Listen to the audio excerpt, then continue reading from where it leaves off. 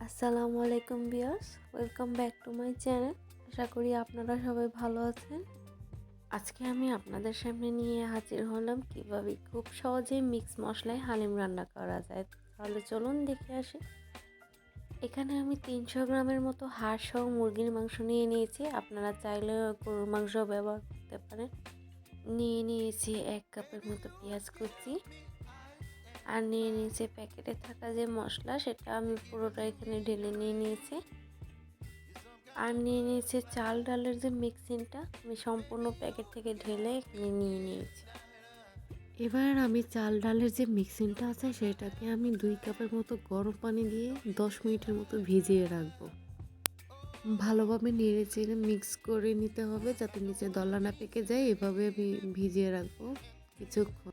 এবার আমি চুলায় একটি প্যান বসিয়ে নিলাম। প্যানটা ভালো করে গরম হওয়ার পরে আমি এখানে 1/3 কাপের মতো তেল দিয়ে দিচ্ছি। তেলটা গরম হয়ে আসলে আমি পেঁয়াজ কুচিগুলো দিয়ে দেব। এবার পেঁয়াজ কুচিটা অনবরত নেড়ে চেড়ে আমি একদম ব্রাউন কালার করে নিব।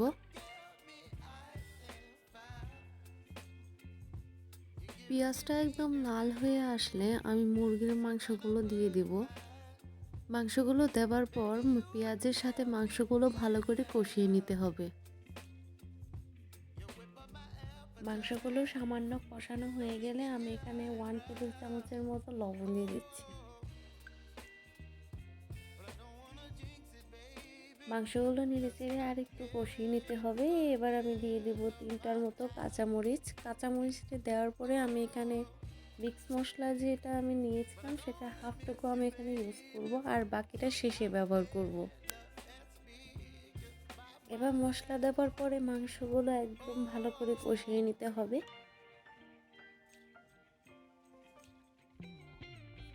ভালো করে কষানো হয়ে গেলে এই পর্যায়ে আমি 1 টেবিল চামচের মতো মরিচের গুঁড়ো দিয়ে দিচ্ছি। আপনারা চাইলে এটা স্কিপও করতে পারেন, যেহেতু মিক্স মশলা সব কিছু থাকে সেহেতু আপনারা এখানে মরিচের গুঁড়োটা নাও ইউজ করতে পারেন। এবার আমি এখানে সামান্য পরিমাণ পানি দিয়ে ভালোভাবে কষিয়ে নিব। মাংসের পানিটা একটু শুকিয়ে এলে আমি চাল ডালের যে মিক্সিংটা ভিজিয়ে রেখেছিলাম সেটা এখন দিয়ে দিব সম্পূর্ণটা।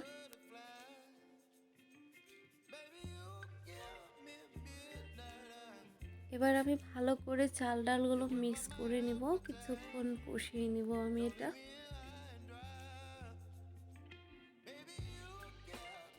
কষানো হয়ে গেলে আমি এখানে 500 ml এর মতো পানি দিয়ে দিব।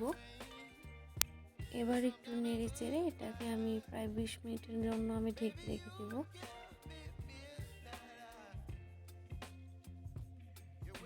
বিশ মিনিট হয়ে গেছে, পানিটা প্রায় শুকিয়ে গেছে, ঝোলটা গাঢ় হয়ে এসেছে। এই পর্যায়ে আমি দিয়ে দেব বাকি যে মশলাটা আমি রেখেছিলাম একটু, সেটা আমি এখানে সম্পূর্ণটা ঢেলে দিয়ে দেব।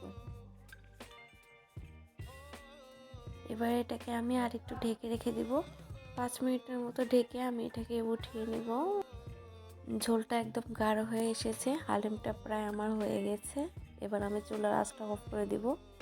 তৈরি হয়ে গেল মজাদার শাহী হালিম। আপনারা আপনাদের পছন্দ মতো পেঁয়াজ বেরেস্তা, কাঁচামরিচ, শসা, লেবু এগুলো দিয়ে সার্ভ করতে পারবেন। আশা করছি আমার আজকের এই রেসিপিটি আপনাদের ভালো লেগেছে। বাসায় অবশ্যই ট্রাই করে দেখবেন। যদি ভালো লাগে থাকে অবশ্যই লাইক করবেন এবং সাবস্ক্রাইব করে পাশে থাকবেন।